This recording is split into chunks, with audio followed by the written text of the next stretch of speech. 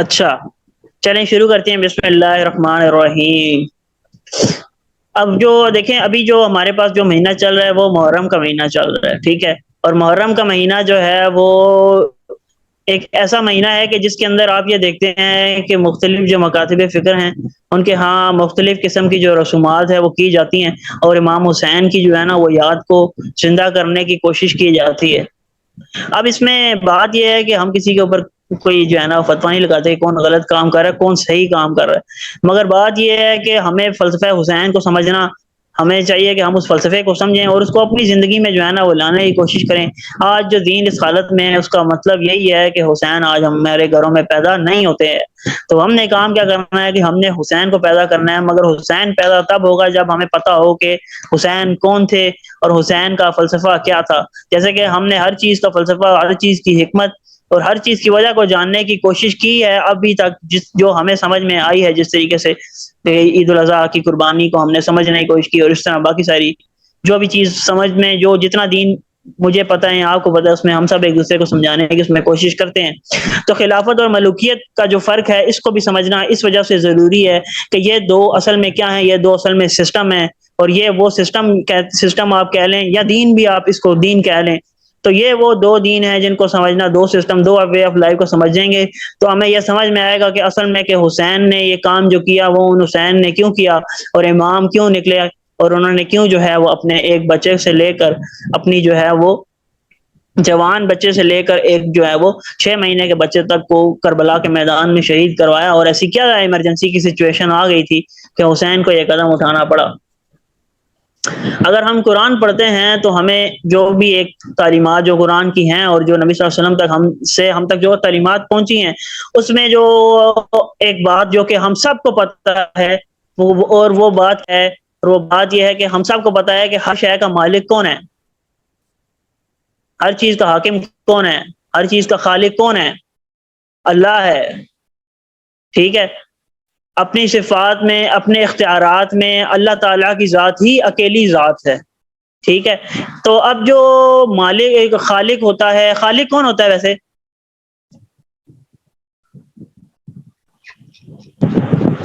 کوئی بتائے آپ میں سے؟ کریٹر، بنانے والا خالق ہوتا ہے، ہاں بنانے والا ہوتا ہے خالق۔ تو اسی طرح سے آپ کہہ لیں کہ اللہ تعالیٰ نے اپنے لیے ایک لفظ اور استعمال کی ہے، المالک، جیسے سورہ حشر میں آیا نا، المالک القدوس السلام المؤمن المہیمن العزیز الجبار المتکبر۔ تو اب اللہ تعالیٰ نے مالک کا جو ترجمہ کیا جاتا ہے وہ بادشاہ کیا جاتا ہے۔ اب بادشاہ کون ہوتا ہے؟ جس کا حکم مانا جائے، جس کا حکم چلتا ہے، جو حکم دیتا ہے، جو اپنا، اور اللہ تعالیٰ نے اپنے لیے ایک اور لفظ کا استعمال کیا، اور وہ کیا ہے؟ العزیز الجبار، بزور اپنا حکم نافذ کرنے والا، العزیز الجبار المتکبر، متکبر کبریائی کا مالک۔ تو اب اس سے ہمیں ایک بات کیا سمجھ میں آئی کہ ہر چیز کا مالک کون ہے؟ اصل میں ہر چیز کا مالک اللہ تعالیٰ ہے۔ اور اقبال کا شعر بھی ہے نا کہ سروری زیبا فقط اس ذات بے ہمتاں کو ہے، حکمراں ہے ایک وہی باقی بتانے حاضری، کہ حکمران وہی ہے اکیلا، سروری بادشاہی صرف اور صرف اسی کی ذات کے لیے ہے اور کسی کی ذات کے لیے نہیں ہے، ٹھیک ہے۔ اسی طرح سے اللہ تعالیٰ قرآن میں کیا فرماتا ہے کہ حکم دینے کا اختیار، خبردار، اللہ تعالیٰ کہتا ہے کہ حکم دینے کا اختیار بھی کیا ہے؟ اسی کو ہے، کہ خبردار اسی کی خلق ہے اور اسی کا امر ہے، امر یعنی کہ حکم، یہ اللہ تعالیٰ سورہ اعراف میں فرماتے ہیں، ٹھیک ہے۔ تو یہ بات ہمیں پتہ چلی کہ اللہ تعالیٰ کیا ہے؟ اللہ تعالیٰ حکم دینے والا ہے۔ اور اس کے علاوہ اور بھی قرآن میں ہمیں یہ بات ملتی ہے، ان الحکم الا للہ، کہ حکم کا اختیار کس کے پاس ہے؟ وہ صرف اور صرف اللہ تعالیٰ کے پاس ہے، ٹھیک ہے۔ اور اس میں آپ یہ دیکھیں کہ نبی صلی اللہ علیہ وسلم کی جو حیثیت ہے، اگر ہم اس کو سمجھنا چاہیں تو وہ کیا ہے؟ آپ کے ذہن میں وہ کیا ہوگی؟ نبی صلی اللہ علیہ وسلم کو ہمیں کس طرح سے دیکھنا چاہیے؟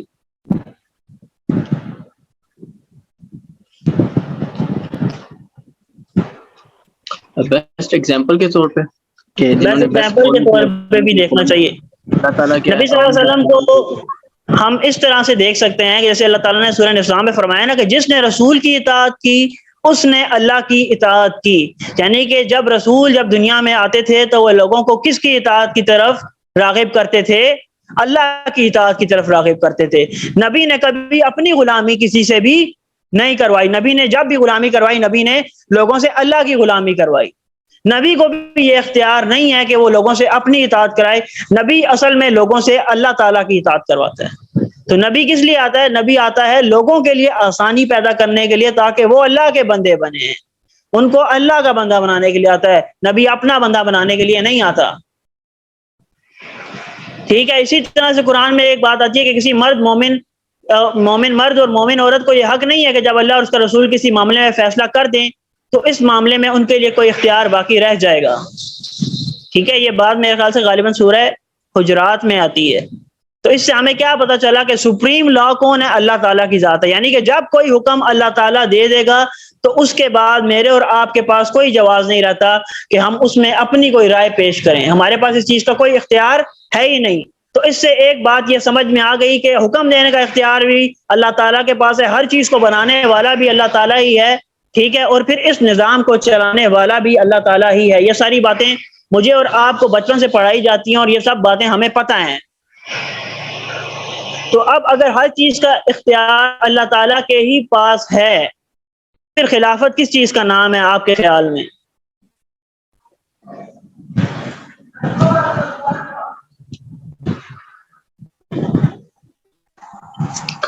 کہ احکام کو دنیا میں جو ہے لوگوں تک پہنچانا، آگے اللہ کا نظام قائم کرنا. وہ تو ٹھیک ہے مگر خلافت کس کو کہتے ہیں؟ جیسے اللہ تعالیٰ نے سورہ بقرہ میں بھی فرمایا نا کہ میں فرشتوں سے کہ میں زمین میں اپنا خلیفہ بنانے والا ہوں. تو خلیفہ کون ہوتا ہے؟ جو غلط اور بت پرست لوگوں کا خلاف جائے. وہ تو ایک آپ کہہ لیں نا کہ وہ تو ایک اسلامک پرسپیکٹو ہوگا نا. ویسے اگر ہم دیکھیں گے ویسے خلیفہ ہم کسے کہیں گے؟ لیڈر آپ اللہ کے اصولوں کے مطابق زندگی گزارے. ہاں لیڈر جو ہوگا آئی تھنک سو. اب آپ دیکھیں نا کہ ایک زمانے میں ہم سب نے پاکستان اسٹڈیز تو پڑھی ہے نا.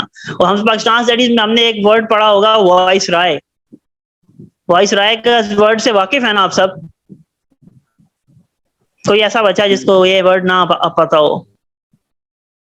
جی پڑھا ہوا ہے. پڑھا ہے نا.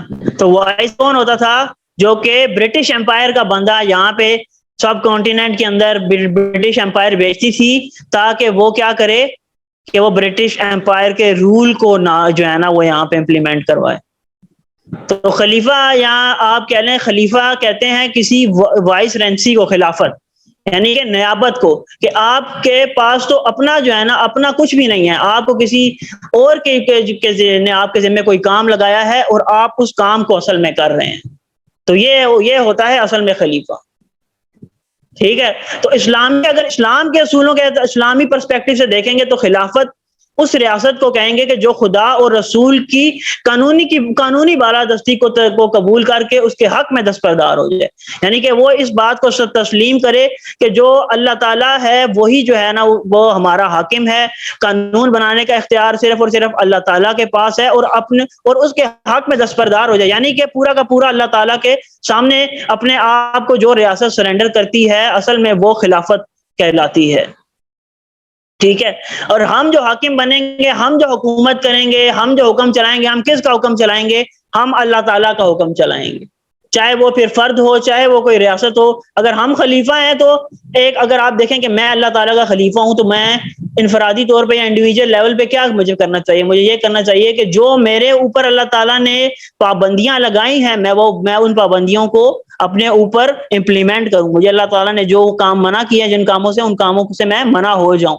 اسی طرح سے اگر آپ ریاست کی سطح کے اوپر دیکھیں گے تو اللہ تعالیٰ نے ریاست کی سطح کے اوپر جو اصول بتائے ہیں کہ ان اصولوں کے اوپر آپ نے کاربند رہنا ہے اور آپ نے یہ سارے کام کرنے ہیں یہ سارے کام نہیں کرنے. اب اللہ تعالیٰ نے ریاست کی سطح پہ لوگوں کو یہ بتا دیا کہ سود حرام ہے, سود اللہ تعالیٰ کے خلاف جنگ ہے.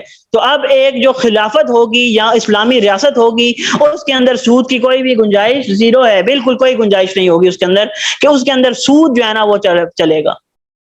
تو یہ کیا ہے؟ یہ اللہ تعالیٰ کے حکم کی کیا ہوگی؟ نافرمانی ہوگی اگر وہاں پہ سود چلے گا. اور اللہ تعالیٰ نے کیا فرمایا کہ کسی مومن مرد اور مومن عورت کو یہ حق نہیں ہے کہ جب اللہ اور اس کا رسول کسی معاملے میں فیصلہ کر دیں تو اس معاملے میں ان کے لیے کوئی اختیار باقی رہ جاتا ہے کہ وہ اپنی کوئی رائے پیش کریں. تو اب ہم یہ کہیں کہ نہیں, آج کے دور میں ایسا ہوتا ہے کہ آج میں کسی کو پیسے دوں گا تو کیا ہوتا ہے جی منی ڈیپریسیشن ہوتی ہے, تو آج 1000 روپیہ جو ہے نا وہ کل 800 روپیہ ہو جائے گا, اس لیے میں 200 روپیہ اس سے جو ہے نا وہ فالتو لوں گا.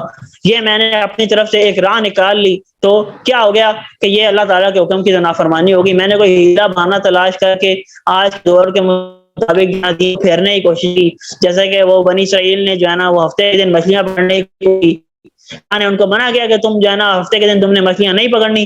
وہ جا کے کنڈے لگاتے تھے پانی میں, مچھلی اس دن پکڑی جاتی تھی اور اتوار کو جا کے نکال لیتے تھے, اور کہتے تھے ہم نے تو اتوار کو مچھلی نکالی ہے, ہم نے تو ہفتے کو پکڑی ہی نہیں ہے. تو یہ کام جو ہے نا, یہ کام اگر ہم کریں گے تو کیا ہو جائے گا, وہ ریاست خلافت والی ریاست نہیں ہوگی. خلافت کی ریاست کون سی ریاست ہوگی؟ جو ریاست اللہ تعالیٰ کے حکم, اللہ تعالیٰ کے اصولوں کے مطابق جو ریاست قائم ہوگی وہ خلافت ہے. ٹھیک ہے, جیسے کہ اب آپ دیکھیں کہ اب میں آپ سب سے ایک سوال پوچھتا ہوں, اب اپنے ذہن پر زور ڈالنے کے بعد یہ بتائیے کہ نبی صلی اللہ علیہ وآلہ وسلم کا سب سے بڑا معجزہ کیا ہے آپ کی نظر میں؟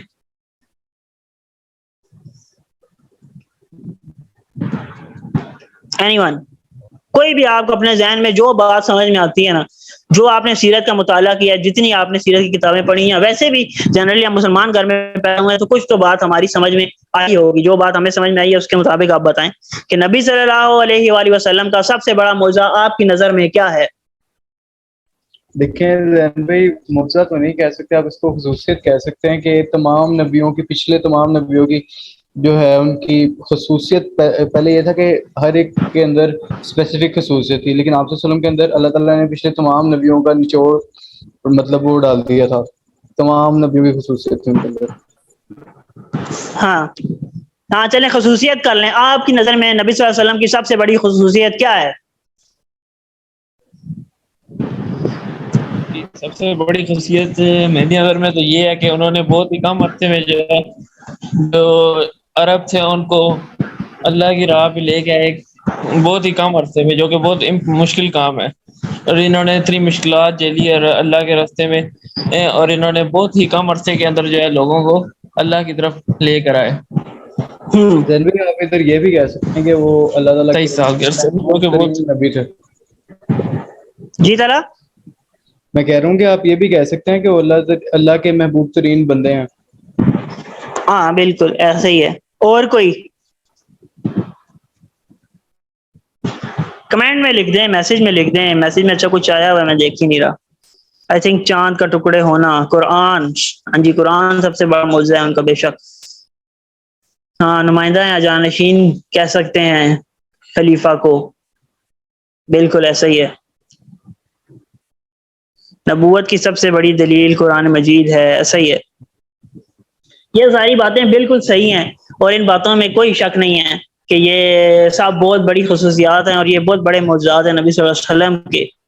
اور ویسے تو یہ نہیں کہا جا سکتا کہ کون سی جو ہے نا وہ چیز سب سے بڑی ہے یا کون سی چیز سب سے چھوٹی ہے. ان کی تو ہر چیز ہی جس طریقے سے انہوں نے نظام نافذ کیا, یہ بھی ایک بہت بڑا کام ہے کہ 21 سال کے عرصے کے اندر انہوں نے پوری کی پورا جو ہے نا اسٹرکچر, ویلیو اسٹرکچر سے لے کے آپ کہہ لیں کہ ریاستی سطح تک ہر چیز کو جو ہے نا انہوں نے چینج کر دیا. تو یہ بھی ایک ان کا جو ہے نا وہ ان کی خصوصیت ہے.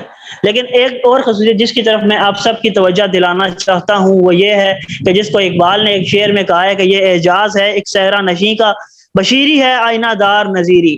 یعنی کہ جو نبی صلی اللہ علیہ وآلہ وسلم تھے وہ اپنے دور کے سب سے بڑے زاہد, سب سے بڑے متقی, اپنے دور کے کیا پہلے کے بھی اور بعد کے بھی سب سے بڑے متقی تھے, سب سے بڑے عبادت گزار تھے, اور اس کے ساتھ ساتھ سب سے بہترین حکمران بھی تھے. مطلب کہ بشیر بھی تھے, لوگوں کو عبادت کے اللہ تعالیٰ کی طرف بھی بلاتے تھے, اور نذیر بھی تھے, لوگوں کو ڈرانے والے بھی تھے, لوگوں کے اوپر انہوں نے تلوار بھی جو ہے نا اٹھائی. تو یہ نبی صلی اللہ علیہ وسلم کا وہ معجزہ ہے جو کہ کسی اور کے پاس یہ والا معجزہ نہیں ہے. ایک کتاب ہے جو دا 100 کے نام سے, جو مائیکل ایچ ہارٹ کی کتاب ہے, اس میں اس نے کیا بات لکھی ہے, اس نے لکھی ہے کہ نبی جو ہے نا, نبی صلی اللہ علیہ وسلم دنیا میں وہ واحد بندے ہیں جو کہ ریلیجیس اور سیکولر لیول دونوں لیولز کے اوپر سپریملی سکسیسفل ہیں. مطلب وہ تو چلیں ان کو سیکولر لیولز کہتے ہیں نا, جو کہ ہم سیاست ہو گئی, ٹھیک ہے, اکنامکس ہو گئی, معیشت ہو گئی, یہاں سوشل سسٹم ہو گیا, وہ ان کو جو ہے نا ریلیجیس چیز کے اندر کنسیڈر نہیں کرتے. وہ صرف نماز روزے کو جو ہے نا ریلیجن یا اس کا کنسیڈر کرتے. تو ریلیجن تو خیر ہوتا ہی ہے, دین جو ایک سسٹم ہوتا ہے اس کے اندر یہ دونوں چیزیں ہوتی ہیں. ٹھیک ہے. تو بات یہ ہے کہ نبی صلی اللہ علیہ وآلہ وسلم ہی وہ واحد بندے ہیں جو وقت کے سب سے بڑے متقی ہیں. یعنی کہ آپ انہیں دیکھیں کہ وہ رات کو پوری رات اللہ تعالیٰ کی جو ہے نا وہ ایک تہائی رات اللہ تعالیٰ کی عبادت کرتے ہیں, رات کا جو ہے نا وہ بیشتر حصہ اللہ کی عبادت میں گزارتے ہیں, اور دن میں لوگوں کے درمیان جو ہے نا وہ انصاف کرتے ہیں, اور بہترین حکمران بھی ہیں ایک وقت میں, ایک ہی وقت میں سب سے بڑے ولی بھی ہیں, اور ایک ہی وقت میں سب سے بڑے جو ہے نا وہ حکمران, سب سے بہترین حکمران بھی ہیں. ٹھیک ہے, یعنی کہ انہوں نے دین میں بھی آپ کہہ لیں دین اور سیاست کی تفریق کو کس نے مٹایا؟ وہ نبی صلی اللہ علیہ وآلہ وسلم نے مٹایا. ٹھیک ہے, تو یہ وہ نبی صلی اللہ علیہ وسلم کا سب کی موقع معجزہ ہے, یہ ان کی خصوصیت ہے جس کی طرف میں ہماری جو وہ توجہ ہے جو بہت کم لوگ دلاتے ہیں. ٹھیک ہے, اور بہترین حکمران وہ کیسے حکمران تھے؟ آج کے حکمرانوں کو اگر ہم دیکھیں کہ کسی کے پاس جو ہے نا وہ پاور آتی ہے تو کیا ہوتا ہے؟ سوشل, یہ آپ کا پولیٹیکل سائنس کے اندر ایک رول ہوتا ہے جس کے بارے میں یہ کہ جس کے بارے میں کہا جاتا ہے کہ پاور کرپٹس, یعنی کہ جب بھی کسی بندے کے پاس پاور آتی ہے تو وہ کیا ہوتا ہے؟ وہ کرپٹ ہو جاتا ہے. And absolute power corrupts absolutely, اور اگر کسی کے پاس مطلق اختیار آ جائے, ایبسولوٹ پاور آ جائے, پھر تو وہ ایبسولوٹلی ہی کرپٹ ہو جاتا ہے, پھر تو کوئی چانس ہی نہیں ہے کہ وہ کرپٹ نہ ہو. تو اسی سے اگر آپ آگے چلتے ہیں تو آپ دیکھیں گے کہ نبی صلی اللہ علیہ وسلم کی جو ایک اور خصوصیت ہمارے سامنے آتی ہے وہ کیا ہے کہ نہ صرف یہ کہ نبی صلی اللہ علیہ وسلم ان پولیٹیکل سائنس کے رولز رولز ان کے اوپر اپلائی نہیں ہوتے, چلیں وہ تو نبی تھے ان کے اوپر اپلائی نہیں ہوتے, لیکن نبی نے اپنے بعد ایسے لوگ چھوڑے ہیں کہ جو کہ انسانی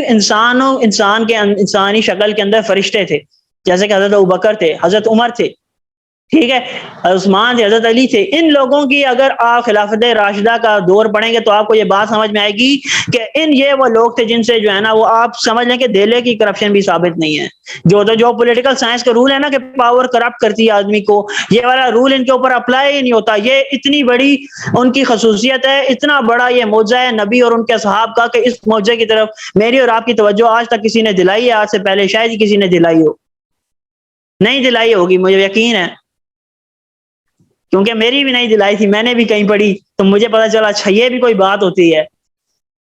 تو یہ بات سمجھیں کہ ہمارا جو اللہ تعالیٰ نے جو ہمیں دین دیا ہے, اس دین میں اللہ تعالیٰ نے یہ کہیں پہ بھی نہیں کہا ہوا کہ تم نے صرف جو ہے نا وہ نماز روزہ کرنا ہے اور مسجدوں میں اپنے آپ کو بند کر لینا ہے, اور حکومت بے شک بدماش لوگوں کے ہاتھ میں جاتی ہے تو جاتی رہے, تمہارا کام کوئی نہیں ہے کہ تم حکومت کے اختیارات کو اپنے ہاتھ میں لو, تمہارا کام صرف نماز روزہ. اللہ تعالیٰ نے کہیں بھی یہ کام نہیں کیا.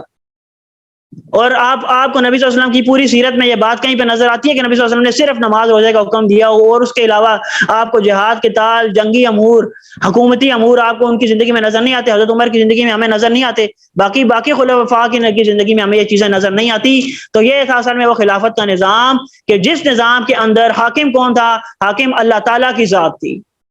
ٹھیک ہے, اور جو لوگ حکومت کرتے تھے مسلمانوں کے اوپر, وہ یہ سمجھ کے حکومت کرتے تھے کہ ہمیں اللہ تعالیٰ کو جواب دہ ہونا ہے اور ہمیں اس زمین کے اوپر اللہ تعالیٰ کے نظام کو نافذ کرنا ہے. اور وہ لوگ یہ سمجھتے تھے کہ ہم اگر یہاں پہ کوئی ظلم کریں گے, یہاں پہ کوئی زیادتی کریں گے تو ہمیں اللہ تعالیٰ کے یہاں جواب دہ ہونا پڑے گا. ٹھیک ہے, تو یہ اسلامی ریاست کی سب سے پہلی خصوصیت کیا تھی کہ اس کے اندر حکمرانی حاکمیت کس کے لیے تھی؟ خاص اللہ تعالیٰ کے لیے تھی. اور جو اصول اللہ نے بتائے وہ خلیفہ کا کام تھا امپلیمنٹ کرنا اس کو. انہوں نے جو ہے نا وہ انہی اسلام کے اصولوں کے اوپر ایک ریاست جو ہے نا وہ بنائی.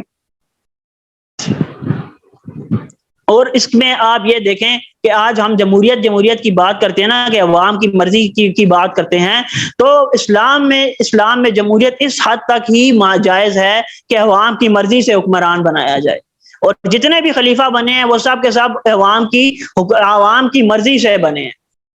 اور جو اسلام کی جو ریاست ہوتی ہے, جو خلافت ہوتی ہے, وہ ایک نظریاتی ریاست ہوتی ہے, یعنی کہ وہ کسی بھی آپ کہہ لیں رنگ نسل سے بالا تر ہوتی ہے. اس کا نظریہ کیا ہے کہ اللہ تعالیٰ کا حکم اس زمین کے اوپر نافذ ہونا چاہیے. کیوں؟ کیونکہ ہمیں بنایا کس نے؟ ہمیں بنایا اللہ تعالیٰ نے. تو وہی ہمیں بتائے گا کہ ہم نے زندگی کو کیسے گزارنا ہے. وہ مجھے یہ تو بتاتا ہے کہ میں نے نماز کیسے پڑھنی ہے, میں نے روزہ کیسے رکھنا ہے, مجھے اپنے آپ کو پاک کس طرح رکھنا ہے. اور آپ یہ سمجھتے ہیں کہ اس نے ہمیں یہ نہیں بتایا ہوگا کہ سیاست کس طریقے سے کرنی ہے, لوگوں کے اوپر حکومت کس طریقے سے کرنی ہے, آپس میں مال کی لین دین ہم نے کس طریقے سے کرنی ہے. یہ سب کچھ اللہ تعالیٰ نے کیا نہیں بتایا ہوگا؟ اگر کوئی یہ سمجھتا ہے کہ وہ نے نہیں بتایا ہوگا تو وہ اسلام کو ایک مذہب سمجھتا ہے, اس کا دین کا تصور ایک مذہب شدہ تصور ہے جس کو وہ لے کے بیٹھا ہوا ہے ابھی تک, اور وہ یہ سمجھ رہا ہے کہ صرف اور صرف اللہ تعالیٰ نے یہی اصول دیے ہیں اور کوئی اصول اللہ تعالیٰ نے نہیں دیے.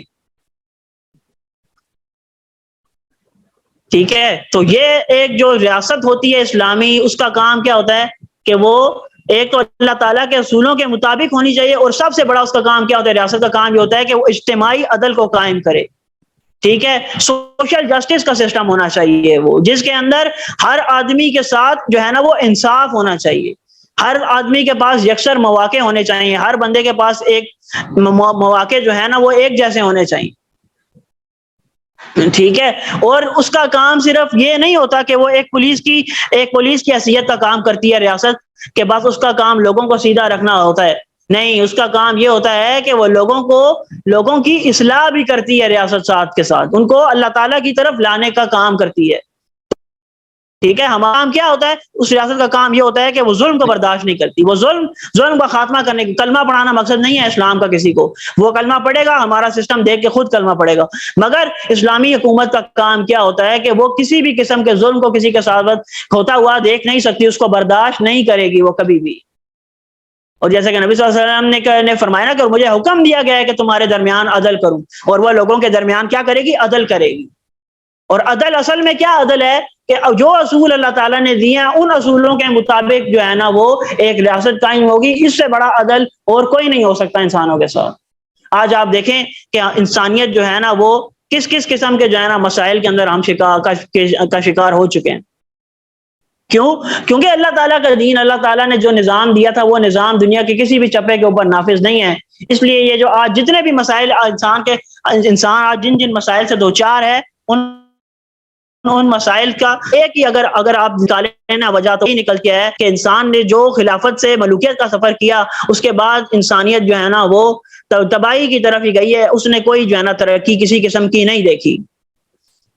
اگر آپ یہ کہتے ہیں نا کہ اگر ہم یہ دیکھیں, ہم کہیں کہ یورپ نے فلان ملک ہے اس نے ترقی کر لی ہے, ان کے پاس اتنے جو ہے نا مال و زر ہے, ان کے پاس اتنی ٹیکنالوجی ہے, ان کے پاس یہ سب کچھ ہے, تو آپ یہ دیکھیں کہ اس وقت سب سے جو بہترین ملک جو ہے نا رہنے کے لحاظ سے سمجھے جاتے ہیں جیسے کہ سویڈن وغیرہ ہو گئے, تو وہاں پہ آپ یہ دیکھیں کہ آپ سمجھیں گے کہ شاید وہاں پہ تو بہت زیادہ ہوا ہے, ہریالی ہے, خوشحالی ہے, لوگوں کے پاس سب کچھ ہے. تو وہاں پہ آپ کو ایک بات پتا ہے کہ سب سے زیادہ سوسائڈ ریٹ کن کنٹریز کے اندر ہے؟ وہ انہی کنٹریز کے اندر ہے, سویڈن وغیرہ کے اندر ہے. کیوں؟ کیونکہ وہاں پہ بھی ایک جو سسٹم ہے نا اللہ تعالیٰ کا, وہ سسٹم جو ہے نا وہ نافذ نہیں ہے. ٹھیک ہے, اگر میں تھوڑا کمزور ہوں, حکومت میرا وظیفہ لگا دیتی ہے اسکینڈینیوین کنٹریز کے اندر, تو کیا صرف یہی میری ایک ضرورت ہے؟ تو اسی وجہ سے جو ایک اسلامی ریاست ہوتی ہے وہ لوگوں کی روحانی تربیت بھی کرتی ہے, اس کا کام لوگوں کی روحانی تربیت بھی کرنا ہوتا ہے, اور وہ لوگوں کے مال کے اوپر ان کی محافظ ہوتی ہے. جیسے کہ آپ یہ دیکھیں نا, حضرت عمر نے کیا کہا تھا کہ میں تمہارے مالوں کے اس طرح سے محافظ ہوں جیسے کہ کوئی ولی کسی یتیم کے مال کے اوپر محافظ ہوتا ہے. مطلب کہ اس کا کیا کام ہوتا ہے کہ جب تک جو ہے نا یتیم بڑا نہیں ہوتا تو وہ کیا کرے گا, وہ اس کے مال کی حفاظت کرتا ہے. ٹھیک ہے, اور جب وہ بڑا ہو جاتا ہے تو وہ مال اس کے حوالے کر دیتا ہے, اور اگر وہ اس میں سے کوئی چیز لیتا بھی ہے تو ضرورت کے مطابق لیتا ہے اور معروف طریقے سے لیتا ہے. یہ حضرت عمر نے اپنے بارے میں کہا تھا کہ میرا تمہارے ساتھ وہی تعلق ہے جو یتیم کے ولی کا تعلق یتیم کے مال کے ساتھ ہوتا ہے. میں اس مال میں سے کسی قسم کی کوئی چیز جو ہے نا وہ تو جو ہے وہ عوام کی مرضی کے بغیر یا پھر عوام کے ساتھ زیادتی کر کے میں اس میں سے کوئی چیز جو ہے نا وہ نہیں لیتا. یہاں تک کہ آپ دیکھیں کہ مولا علی علیہ السلام جب خلیفہ تھے تو وہ جب بازار میں جایا کرتے تھے نا تو وہ کسی جاننے والے سے چیز بھی نہیں خریدا کرتے تھے کہ یہ مجھے جانتا ہے اور مجھے خلیفہ سمجھ کے نا یہ میرے ساتھ کیا کرے گا, یہ میرے ساتھ کوئی رعایت کر دے گا کہ خلیفہ میرے سے چیز لینے کے لیے آیا ہے, تو میں اس کے ساتھ جو ہے نا وہ تھوڑے سی ڈسکاؤنٹ کر دیتا ہوں کہ کوئی مجھے عہدہ مل جائے گا، لیکن اصل میں یہاں مجھے جو ہے نا حکومت کی طرف سے کوئی جو ہے نا وہ ریلیف ملے گا. جیسے اگر آج میری دکان پہ عمران خان آ جائے، جواز شریف آ جائے، میں نے دکان کھولی ہو، میں کہوں او جی سر آئیں سر بیٹھیں سر میں آپ کے لیے چائے منگاتا ہوں، میں یہ کرتا ہوں میں وہ کرتا ہوں، آپ کیونکہ مجھے پتا ہے کہ یار یہ میرا کام کر سکتا ہے. اصل میں اتھارٹی یہ ہے. وہاں لوگوں کو پتا تھا کہ اتھارٹی عمر بن خطاب نہیں ہے، وہاں پہ لوگوں کو پتا تھا کہ اتھارٹی کون ہے، وہ اللہ تعالیٰ کی ذات ہے.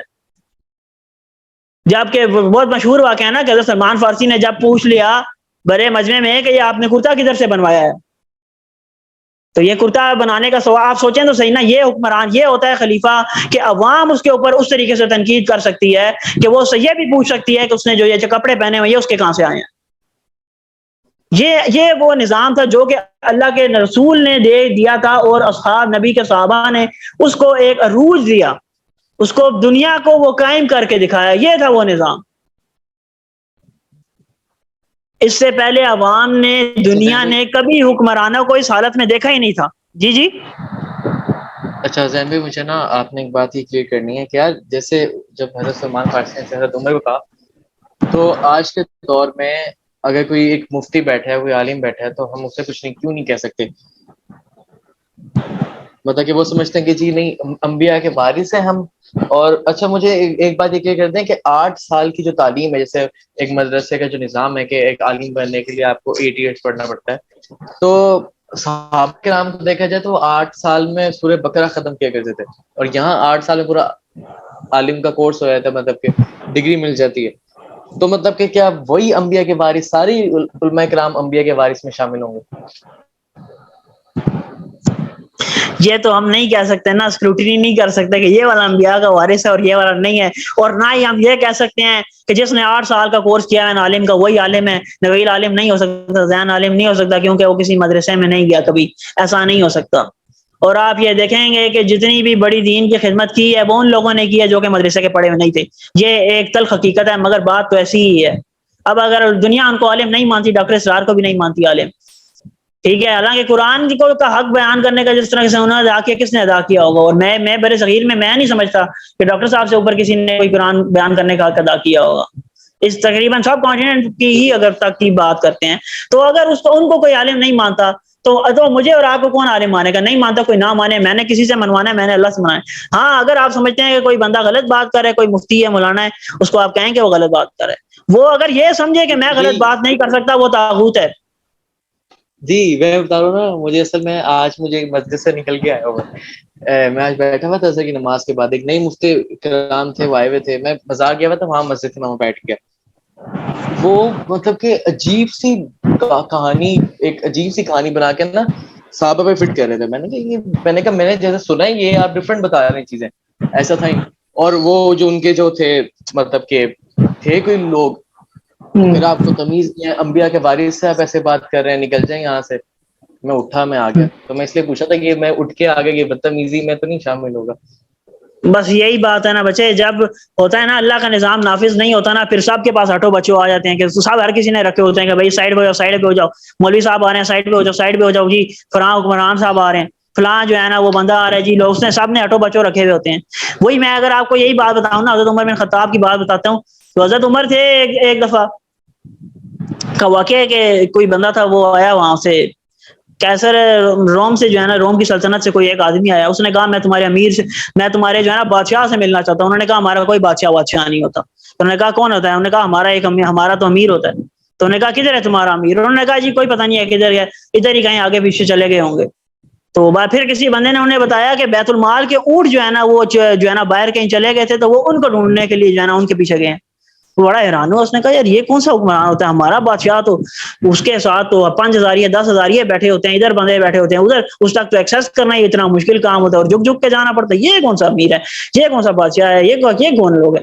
وہ چلا جی اچھا، وہ جاتا ہے ڈھونڈتے وہ دیکھتا ہے، وہ حضرت عمر کو دیکھتا ہے، وہ کہیں جو ہے نا وہ اونٹوں کے پیچھے جاتے ہیں، وہاں تھک ہار کے نا ادھر ہی زمین کے اوپر لیٹ جاتے ہیں اور اپنے بازو سے ہی جو ہے نا تکیا بنا کے اور زمین کے اوپر سوئے ہوئے ہوتے ہیں، اور ایک چادر انہوں نے پہنی ہوئی ہوتی ہے اور بس ایک ڈنڈا. نہ کوئی سیکورٹی گارڈ، نہ کوئی جو ہے نا وہ پاس روکنے والا بندہ کہ بھائی نہیں ان کی جان کو خطرہ ہے، سیکورٹی ہونی چاہیے، پروٹوکول ہونا چاہیے، وی آئی پی پروٹوکول، کچھ بھی نہیں. نہ کوئی ہٹو بچوں والے بندے ہیں ساتھ، کچھ بھی نہیں ہے، سوئے میں. تو جب وہ ان کے پاس جاتا ہے اور وہ ان سے پوچھتا ہے کہ آپ جو ہے نا وہ عمر ہیں، انہوں نے کہا ہاں میں عمر ہوں. تو انہوں نے کہا کہ تو وہ اس نے اس وقت ایک بات کی، اس نے بڑے تاریخی جملے کہے. اس نے کہا کہ عمر تم انصاف کرتے ہو اس لیے جو ہے نا وہ بے خبر سوتے ہو. ہمارے حکمران کیا کرتے ہیں، وہ ظلم کرتے ہیں اس لیے انہیں اپنے دروازوں کے اوپر جو ہے نا وہ سیکورٹی گارڈ رکھنے پڑتے ہیں. تو جو بندہ حق بات کرتا ہے نا، حق اگر آج مولوی حق بیان کرتا ہے نا، اس کو یہ والے 7 لوگ رکھنے کی ضرورت نہیں ہے. حق اپنی جگہ خود بناتا ہے پانی کی طرح، وہ کبھی بھی دبتا نہیں ہے کسی سے. اس نے کوئی چمچے نہیں رکھے ہوتے اپنے لیے، اپنے 7 لوگوں کو چپ کرانے کے لیے جب اس سے کوئی سوال کرے. اب یہ ساری چیزیں کیوں آئی ہیں ہمارے کے اندر؟ یہ ساری چیزیں ہمارے اندر اس لیے آئی ہیں کہ اللہ تعالیٰ کا جب نظام نافذ نہیں تھا تو جب حکمران ظالم تھے انہوں نے مولویوں نے بھی ان کے مطابق فتوے دیے.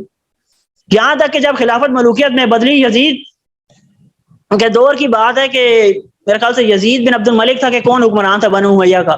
جب وہ حکمران ہوا تو علماء آگے انہوں نے فتوے دے دی. انہوں نے کہا، علماء نے کہا کہ جو بندہ حکمران بن جاتا ہے نا اللہ تعالیٰ تو اس کے گناہ لکھتا ہی نہیں ہے.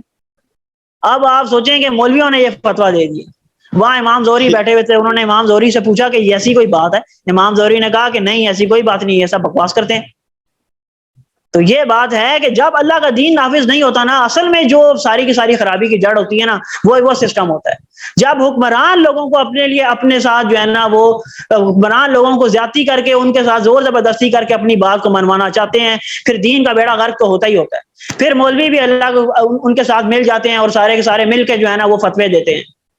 ہر طرف جو ہے نا وہ اس کا جو ہے نا وہ بازار گرم ہو جاتا ہے کہ کوئی چیز جو ہے نا وہ حق اور باطل کے درمیان فرق کرنا جو ہے نا وہ بہت مشکل ہو جاتا ہے. کیونکہ اب آپ سوچیں کہ ایک امام نے اتنا بڑا فتویٰ دے دیا ہے، ذہن کی کیا حیثیت رہ جاتی ہے کہ وہ کہے کہ یہ بات غلط ہے. لوگ کہیں گے دفعہ ہو جا، تجھے زیادہ پتہ ہے فلاں امام نے یہ بات کی ہے، فلاں مولوی یہ کہتا ہے، ایسے ہی جی. تو میری کیا اوقات رہ جاتی ہے؟ میں جتنا مرضی چیختا رہوں. اب علماء صاحب نے مل کے یہ رائے دے دی ہے کہ جو مرضی قرآن آ کے ظالم بن کے بیٹھ جائے لوگوں کے اوپر، لوگوں نے ماننا ہی ماننا اس کو. تو پھر کیا بات رہ جاتی ہے کہ میں کوئی بات پیش کروں تو جو ہے نا وہ میری کوئی بات سنے گا نہیں سنے گا کوئی بھی. تو یہ خلافت کا فرق اور ملوکیت کا یہی فرق ہے نا اصل میں. اور یہ مطلب کہ حدیث آگے سنائی جاتی ہے کہ بھئی اگر جو حکمران آ گیا ہے جو مرضی ہے تم نے اس کو ماننا ہی ماننا ہے. میں نے کہا ٹھیک ہے، میں نے کہا اس کا مطلب ہے کہ اسلام، ہاں میں نے سمپل سی بات ہے، یا تو پھر آپ وہ سارے صحابہ کے سارے جو علم ہمارے پاس جو تک پہنچے صحیح وہ ہٹا دو، حدیثیں ہٹا دو، تو اپنی کوئی کتابیں لکھ دو تاکہ کنفیوز تو نہ ہونا بندہ. جب بندہ گھر بیٹھے جو کتابیں کھول رہا ہے وہ کچھ اور دیکھ رہا ہے، جب خطبے میں جاتا ہے یا کوئی نماز کے بعد کوئی ہلکا سا کوئی بتانے لگتا ہے وہ کچھ اور بتا رہا ہوتا ہے، تو کنفیوژن ہی ہو جاتی ہے. اور پھر غلط بھی نہیں کہہ سکتے، پھر آ جاتے ہیں کہ جی اٹھ کے باہر چلو مسجد سے، مطلب کہ اللہ ہی گھر میں نہیں بیٹھنے دے رہے آپ. یہ مسئلہ ہوتا بھی بنانا کہ جب اقبال کا وہ شعر ہے نا کہ ہوئی دین و دولت میں جس دم جدائی، ہوس کی امیری ہوس کی وزیری، کہ ہم نے جو ہے نا دین کو الگ کر دیا اور سیاست کو الگ کیا. دین اور سیاست کے نام سے اقبال کی ایک نظم ہے، ابھی وقت نہیں ہے کہ میں پوری نظم پڑھ کے اس کی تشریح آپ کے سامنے کروں، مگر وہ پوری نظم آپ پڑھیں، اس کی تشریح بھی آپ پڑھیں، آپ کو سمجھ میں آئے گی کہ دین اور سیاست کے اندر کیا فرق ہوتا ہے. اور اسی کے اندر ہی اقبال کا یہ شعر ہے کہ اسی میں حفاظت انسانیت کی ہوں ایک جنیدی ہو ارج شیری، کہ مطلب جنیدی جو تھے نا، جنید بغدادی کون تھے؟ وہ ایک صوفی عالم تھے، ٹھیک ہے، وہ ایک صوفی تھے. تو انہوں نے کہا کہ جس طرح سے ایک صوفی جو تھا وہ آپ کہہ لیں کہ سب سے بڑا متقی ہوتا ہے، سب سے بڑا پرہیزگار ہوتا ہے اس وقت کا، تو اسی طرح سے جو یہ دوسرا جو لفظ انہوں نے اس شعر کے اندر استعمال کیا ہے نا ارد شیری، تو یہ یہاں سے انہوں نے یہ مراد لیے کہ بادشاہ حکمران. تو انہوں نے کیا کہا کہ انسانیت کی حفاظت کس کے اندر ہے؟ کہ جو سب سے بڑا وقت کا ولی ہو وہی اس کا حکمران ہونا چاہیے انسانیت کے اوپر.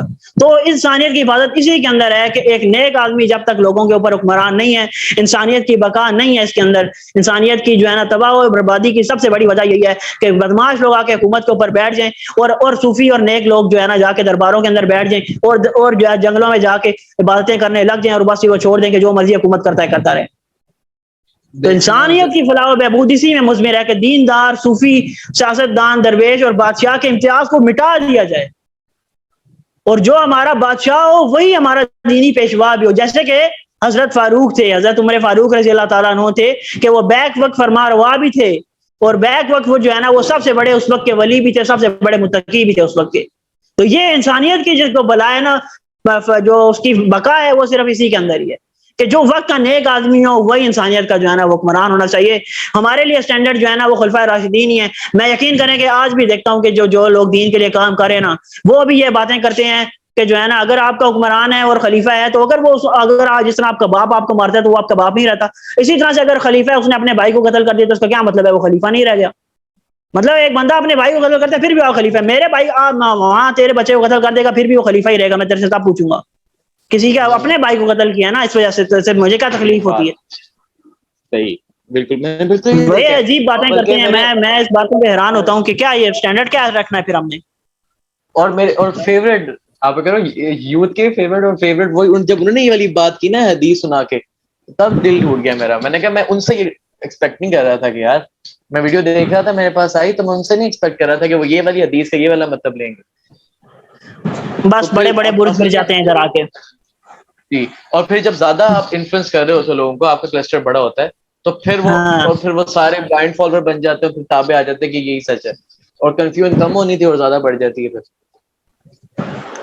یہ کنفیوژن کریٹ کرتے ہیں نا کہ یہ کہتے ہیں کہ یہ بھی ٹھیک ہے تو وہ بھی ٹھیک ہے, یہ بھی ٹھیک ہے تو وہ بھی ٹھیک ہے, اور سب ٹھیک ہے تو پھر غلط اور صحیح کا فیصلہ میں کیسے کروں؟ مطلب اس وہی کو بھی بات ہے صحیح نا مان لیں کہ اس کو بھی صحیح برائی مان لیں. جی ہاں جی اور برائی سے روکنا حکومت کا کام ہے. ہاں ٹھیک ہے برائی سے پھر روکنا نیکی حکومت کا کام ہے. ہاں نیکی کا حکم دینا پھر ختم کریں. تبلیغی جماعت کوئی تبلیغ پہ نہ جائے. پھر نیکی کا حکم دینا بھی ہاں حکومت وہ کا بھی کام حکومت کا ہی کام ہے. ہاں وہ بھی حکومت ہی اصل میں کام ہے تو پھر. کام حکومت کا ہی ہے, حکومت کا کام ہے, لیکن جب وہ یہ کام نہیں کریں گے کسی کو تو کرنا پڑے گا نا. کسی کو جیسے اللہ کرنا تعالیٰ پڑے گا. قرآن میں فرماتا ہے نا کہ تم میں سے ایک جماعت ایسی ضرور ہونی چاہیے جو کہ لوگوں کو بھلائی کا حکم دے اور جو ہے نا وہ برائی سے روکے انہیں. تو برائی اس سے سے اکثر روکے اور مفسرین اصل یہ والی یہ بھی اس سے رائے لیتے ہیں نا کہ جو آپ کا جو کہہ رہے ہیں نا کہ جو آپ کی ریاست ہوتی ہے جو چلانے والے لوگ ہوتے ہیں یہاں پہ وہ گروہ مراد ہے. ویسے تو ہر کسی کے اوپر جو ہے نا وہ امر بالمعروف و نہی عن المنکر جو ہے نا وہ فرض ہے, لیکن خاص طور پہ ان لوگوں کے اوپر فرض ہے جو کہ آپ کی ریاست کے کو چلانے کے جو ہے نا وہ ذمہ دار لوگ. امر بالمعروف ان کے لیے قرآن میں الگ سے آیا ہوا ہے کہ یہ ان کے اور اوپر یہ بڑی ذمہ داری ہے کہ اگر میں ہی ٹھیک نہیں رہوں گا, میں حکمران ہوں, لوگ کیسے ٹھیک رہیں گے؟ میں لوگوں کو اپنی طرف سے نوازتا پھروں گا تو کیا ہوگا؟ بالکل جو ہے وہ دین کا بیڑا غرق ہو جائے گا. دیکھیں نا زین بھائی آج کل ایسے ہی ہوتا ہے کہ ایون کہ آپ مسجد کے امام کو بھی اگر ٹھیک کرتے ہیں نا تو وہ سنتا ہے آپ کی بات, اس کے بعد وہ دوسری تیسری دفعہ جب آپ اس کو ریفرنس دیں گے نا, چوتھی دفعہ اس نے کسی صحیح آیت کو توڑ مروڑ کے اس کا ریفرنس آپ کے سامنے پیش کر دینا ہے. اور اگر اس کے بعد آپ اس کی اصلاح کرنا چاہو گے تو پھر وہ غصے والا ماحول گرم کریٹ ہو جائے گا اور یہ سب کچھ ہوگا. مائنڈ سیٹ چاہیے, مائنڈ سیٹ کہ اس کا آپ سمجھو تابع نہیں آ سکتے. ایک دفعہ جب آپ چلے جاتے ہو نا, جب کتابوں میں ڈوب جاتے ہو تو پھر آپ کسی کے تابع نہیں آ سکتے. جو آپ کو تابع نہیں کر سکتا یہ الٹ جو مرضی کرے دین کو یا کچھ بھی ریفرنس دے, جب دماغ ایسے انسان میں خود چلنے لگ جاتا ہے نا تو خود جب وہ سوچنے لگ جاتا ہے تو پھر ایسے نہیں ہی وہ ہے. تابع کر ایون ویلو میں نے کافی انسٹاگرام پہ آپ کہہ لیں گے دیکھا ہے کہ لوگوں نے ریفرنس الٹا کر کے دیا بھائی ہوتا ہے اور نیچے زین کمنٹ بھائی آیا ہوتا ہے کوشچن ریڈ آؤٹ ماشاء کر اللہ لیں, سبحان اللہ, مطلب لوگ ابھی سیشن اینڈ ہو سوچتے جائے بھی گا, نہیں دوبارہ سیم لنک جوائن کر لینا سر. ٹھیک ہے لوگ نا سوچتے ہے. ہیں نیچے بس کمنٹ کرتے ہیں. منی بھائی مجھے نا انسٹا پہ سینڈ کر دیجیے گا لنک, کیونکہ میں کسی اور موبائل سے آ رہا ہوں تو اس لیے اچھا قربانی دینے والا ہوتا ہے وہ قربانی دے جاتا ہے. قربانی کے بغیر دین نہیں ہے. ان صحابہ نے قربانیاں دی ہیں. اگر انسان دیکھے تو انسان کہتا ہے کہ میں تو اس کے مقابلے میں کچھ بھی نہیں ہوں, اور یہ جب کہ ٹیسٹ سب کا ایک برابر ہے, اور ہم کس طرف جا رہے ہیں اور وہ کس طرف تھے. انسان کو سوچنا چاہیے کہ یار کہ انسان اتنا ہی کمائے جو اس کے لیے بس گزارا ہو, اور باقی غریبوں کا بھی اس کو خیال کرنا چاہیے, صدقہ خیرات کر. ہاں اگر ایک شخص امیر ہے تو اس کو چاہیے کہ ٹھیک ہے یار وہ امیر ہے, لباس پہننے صحیح ہے, لیکن صدقہ خیرات بھی کرے.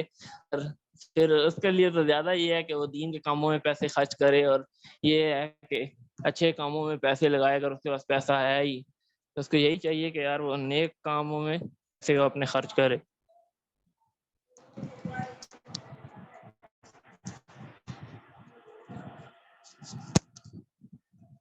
جی منیب بھائی.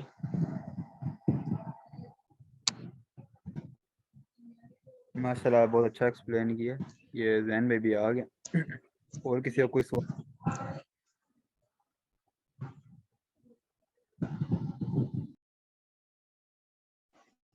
چلے زین بھائی آپ بتائیں, ایکسپلین کریں تھوڑا سا اس کو. السلام علیکم ورحمۃ اللہ وبرکاتہ. وعلیکم وعلیکم السلام السلام ورحمۃ ورحمۃ وعلیکم اللہ اللہ. کیسے وبرکاتہ. ہیں بھائی؟ میری اس ٹائم کلاس ہوتی ہے نا, میں تھوڑا لیٹ ہو جاتا ہوں, تو اس کی تھوڑی معذرت. کوئی مسئلہ باقی نہیں یہ ہے ہے. کہ سوال کیا ہے؟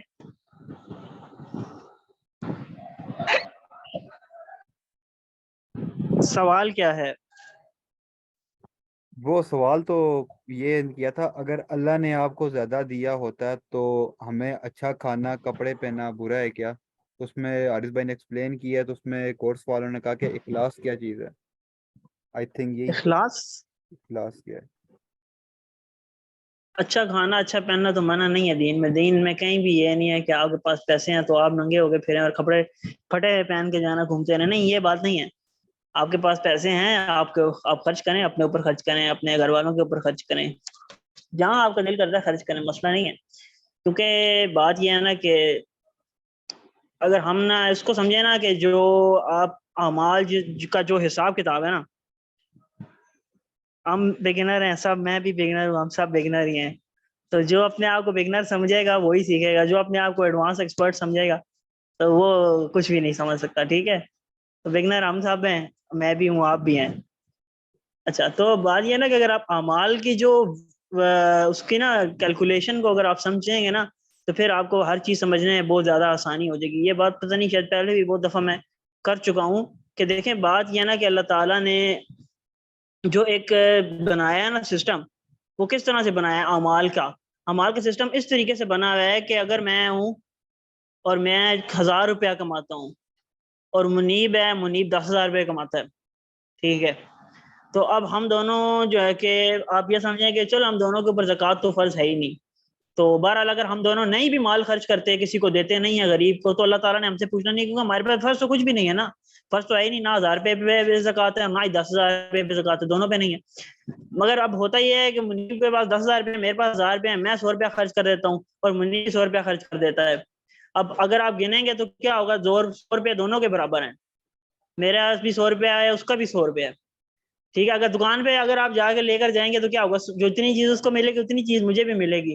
لیکن اگر اللہ کے پاس لے کے جائیں گے تو وہاں دونوں برابر نہیں ہوں گے. کیوں؟ کیونکہ اللہ تعالیٰ اعمال کو گنتا نہیں ہے, اللہ تعالیٰ اعمال کو تولتا ہے.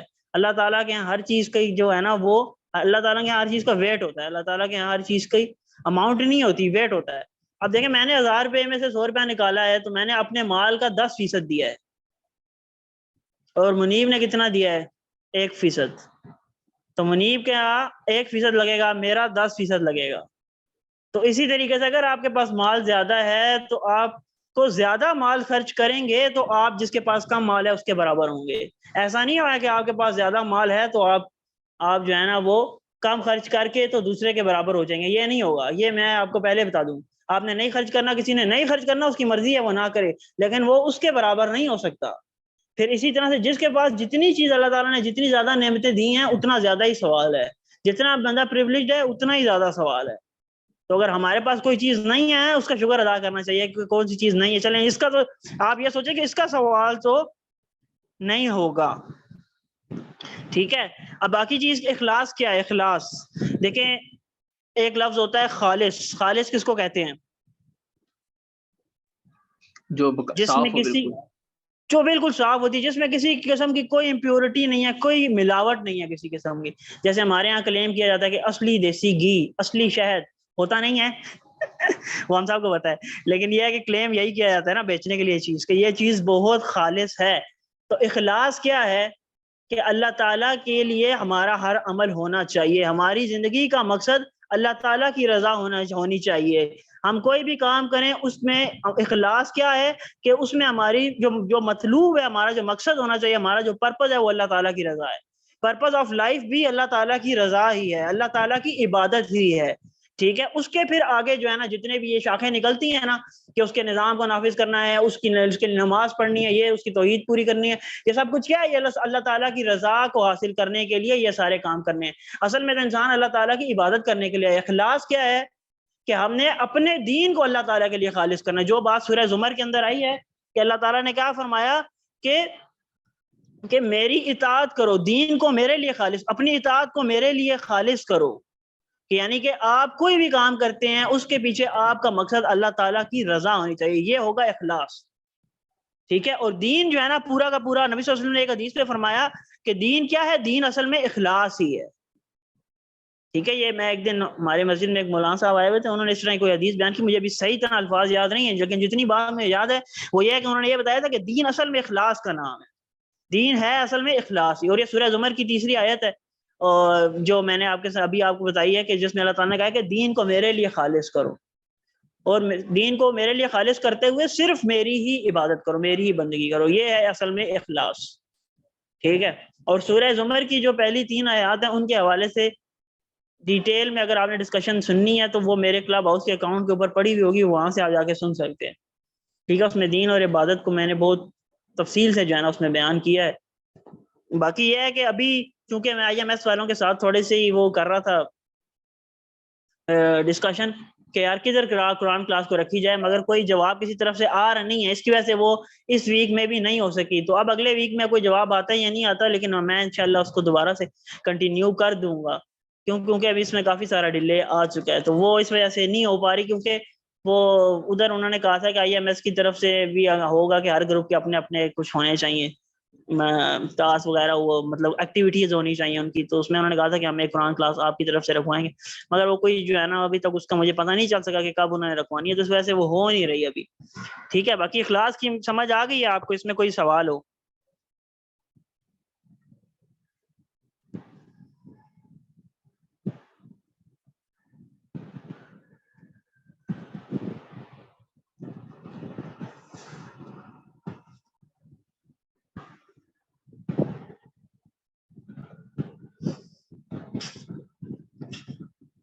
چلیں پھر میرے خیال سے